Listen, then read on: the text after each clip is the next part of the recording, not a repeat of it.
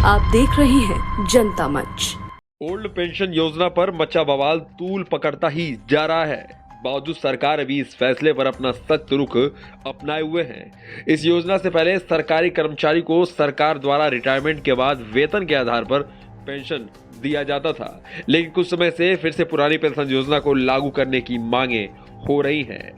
सरकारी कर्मचारियों को साल 2000 से पहले रिटायरमेंट के बाद पेंशन दी जाती थी, जो सरकारी कर्मचारियों के पेमेंट के अनुसार दी जाती थी, और कर्मचारियों के निधन के बाद उनके परिजनों को भी पेंशन की सुविधा दी जाती थी, जिसे ओल्ड पेंशन स्कीम या पुरानी पेंशन योजना कहा जाता है।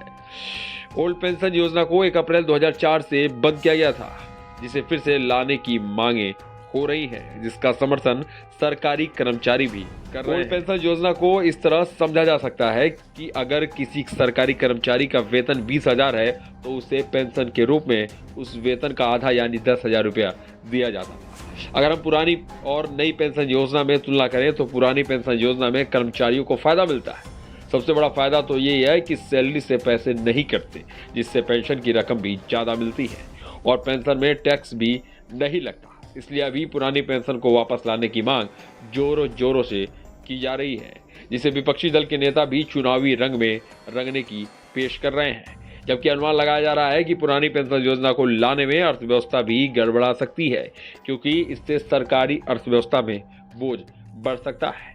बता दें कि आरबीआई का मानना है कि अगर ओल्ड पेंशन योजना को फिर से लागू किया गया तो उन्नति की ओर नहीं बल्कि पीछे की ओर एक कदम और बढ़ जाएगा।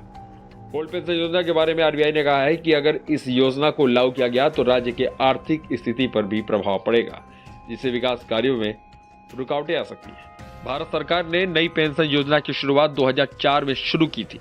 शुरुआत में इस योजना की शुरुआत सरकारी कर्मचारियों के लिए किया गया था, और 2009 के बाद इसका दायरा बढ़ाया गया और निजी क्षेत्र में काम करने वाले कर्मचारियों को भी इसका फायदा दिया जाने लगा। टीम जनता मंच।